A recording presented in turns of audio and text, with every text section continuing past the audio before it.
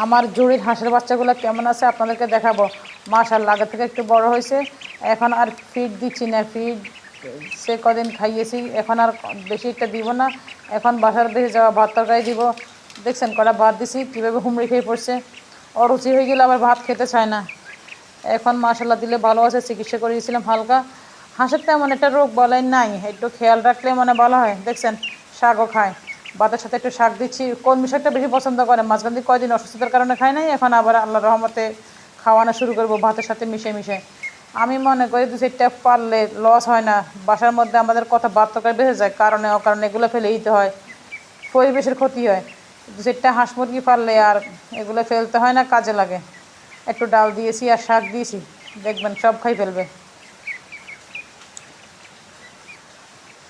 এখান দিয়ে ঝুড়িটা একটু কেটে দিয়েছি, মাথা বের করতে কষ্ট হয়। আগে ছোটো ছিল মাথা বের করতে পারতো, এখন আর মাথা বের করতে পারে না। ঝুড়িটা ভাঙ্গা একবারে পুরান, ফেলে দিয়েছিলাম। বাঙালি দোকান থেকে আবার নিয়ে আসছি, বিক্রি করার পর বললাম ভাই ঝুড়িটা দিয়ে দেন, দেখি কী কাজে লাগানো যায়। এখন মাশাআল্লাহ দিলে আমার এই কয়টা হাঁসের বাচ্চা আছে। একবারে ধরতে গেলে অল্প পুঁজিয়ে ব্যবসা, বিনা পুঁজিয়ে ব্যবসায় বলতে পারেন 200-300 টাকা, 300-400 টাকা, 500-1000 টাকা বর্তমান সময়ে আসলে কোনো টাকা না। ইচ্ছে থাকলে এরকম ছোটো করেই চেষ্টা করতে পারেন। এই জড়িতে দিব, ওইখান থেকে একটু পানি দিব। পানি খেতে কষ্ট হয়, মাথা বের করা যায় না, এই জন্য এখানে দিলাম। দেখবেন কত সুন্দর পানি খাচ্ছে।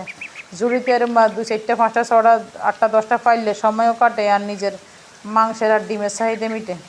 আমি এটা পরীক্ষামূলক শুরু করছি, দেখি কেমন হয়।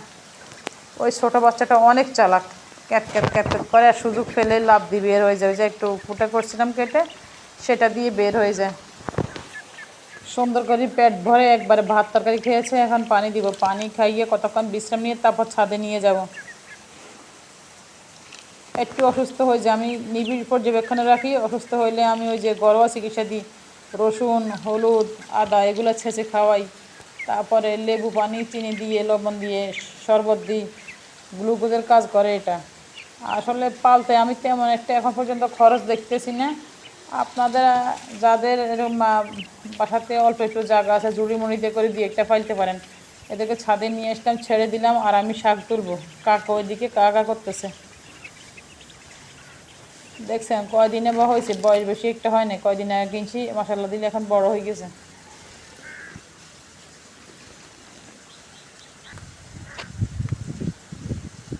এইদিকে নটার ফুল ফুটছে, এত রং এগুলার।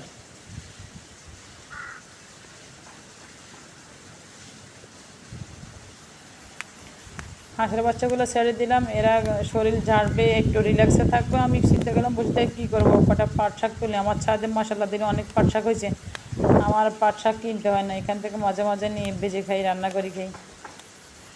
দেখছেন কত পাট শাক হয়েছে।